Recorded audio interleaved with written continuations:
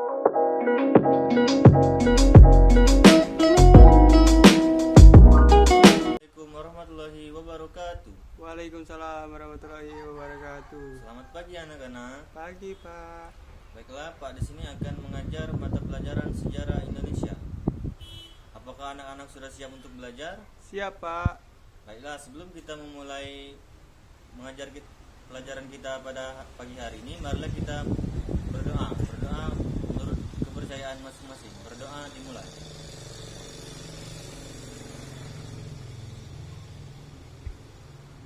Berdoa selesai. Baiklah, Pak di sini akan mengajar tentang materi yang berjudul kolonialisme dan imperialisme. Sebelum kita memulai pelajaran, Pak absen dulu ya. Krishna, Hadir, Pak. Winky, Hadir, Pak. Kahfi. Hadir, Pak. Baiklah anak-anak, kita akan memulai pelajaran.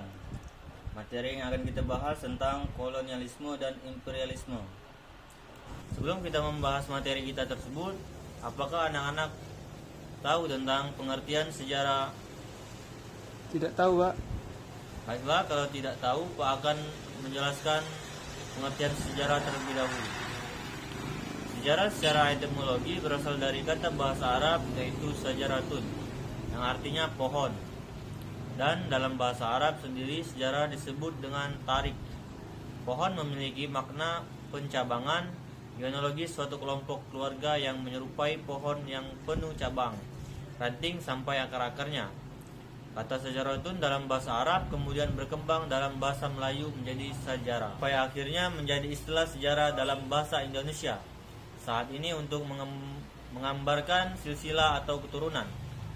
Pengertian kata sejarah sebenarnya lebih sesuai dengan kata historia dalam bahasa Arab Yunani yang artinya keilmuan, ilmu atau orang yang pandai. Kemudian dalam bahasa Inggris menjadi kata history dari kata historia yang artinya belajar dengan cara bertanya. Dari kata historia inilah istilah sejarah kemudian berkembang menjadi sebuah kajian ilmu dan pembelajaran yang sifatnya kronologis dan dikaji berdasarkan dengan tempo atau urutan waktu. Sejarah merujuk bahasa Jerman dari kata Geschichte dan Geschiedenis atau history dalam bahasa Belanda yang artinya kejadian yang dibuat oleh manusia. Baiklah, itulah tadi pengertian sejarah. Apakah anak-anak sudah memahami pengertian sejarah tersebut? Sudah, Pak. Baiklah, kalau sudah paham kita akan melanjutkan ke materi selanjutnya yaitu tentang kolonialisme dan imperialisme di Indonesia. Baiklah anak-anak, materi yang akan kita bahas selanjutnya ini tentang kolonialisme dan imperialisme. Pengertian kolonialisme dan imperialisme. Secara umum, kolonialisme dapat diartikan sebagai suatu sistem permukiman yang berada di luar negara induk atau penjajah. Sedangkan imperialisme dapat diartikan sebagai usaha untuk memperluas wilayah suatu negara dengan cara merebut dan menanamkan pengaruhnya di daerah lain. Klasifikasi imperialisme. Klasifikasi imperialisme ini dapat dibagi dua. Yang pertama, imperialisme kuno dan yang kedua, imperialisme modern. Imperialisme kuno ini terbagi dari beberapa macam. Yang pertama gold, kedua glory, yang ketiga gospel, yang keempat munculnya pedagang perantara, yang terakhir munculnya kota-kota dagang. Apakah anak-anak tahu itu gold, glory, gospel itu? Tidak tahu, Pak. Baiklah, kalau tidak tahu Pak akan menjelaskannya. Gold ini berarti keinginan memperoleh kekayaan di wilayah-wilayah baru yang ditemukan. Kekayaan yang dieksploitas dari wilayah-wilayah baru itu kemudian digunakan untuk kepentingan kerajaan negara-negara imperialis seperti Spanyol, Portugis, Belanda, Inggris, Prancis, dan negara lainnya.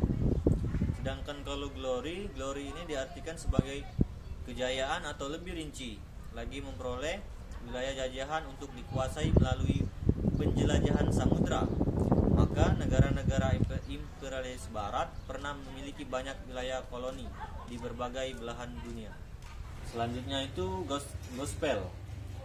Gospel ini adalah misi agama atau misionaris. Selain untuk mendapatkan kekayaan dan kejayaan di tempat-tempat baru, yang ditemukan, bangsa-bangsa imperialis juga menyebarkan agama di wilayah-wilayah anyar tersebut. Klasifikasi imperialisme yang kedua yaitu imperialisme modern.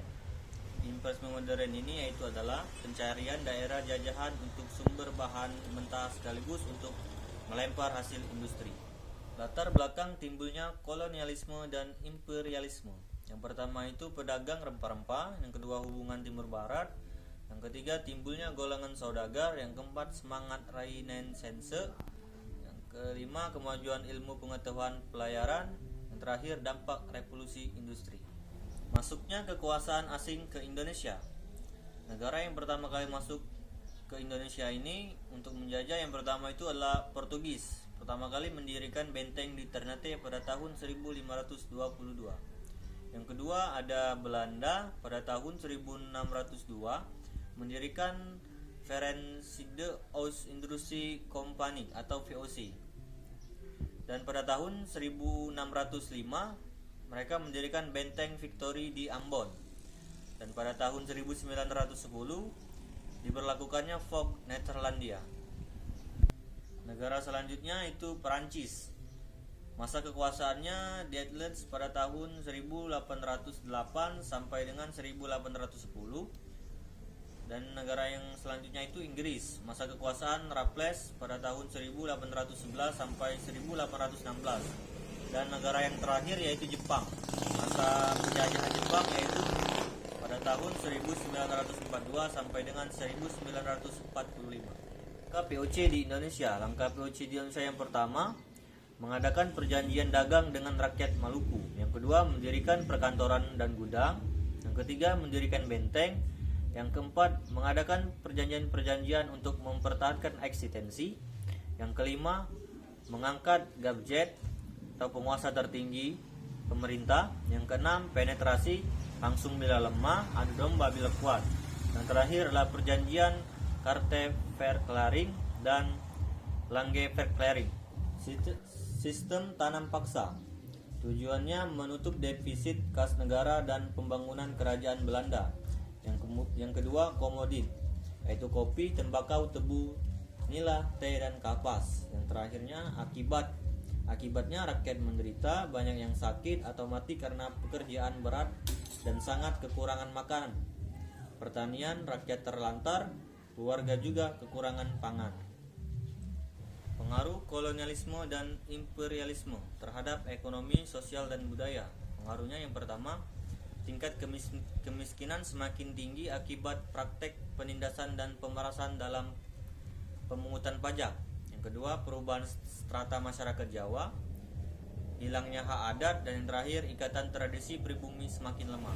Baiklah anak-anak, itulah tadi penjelasan dari materi kita pada hari ini. Apakah anak-anak ada yang ingin ditanyakan tentang materi kita pada hari ini? Tidak, Pak. Kalau tidak ada yang ingin ditanyakan, Bapak kasih tugas ya. Kalian menyimpulkan materi kita pada hari ini yang sudah Bapak jelaskan. Nanti dikumpul di pertemuan selanjutnya.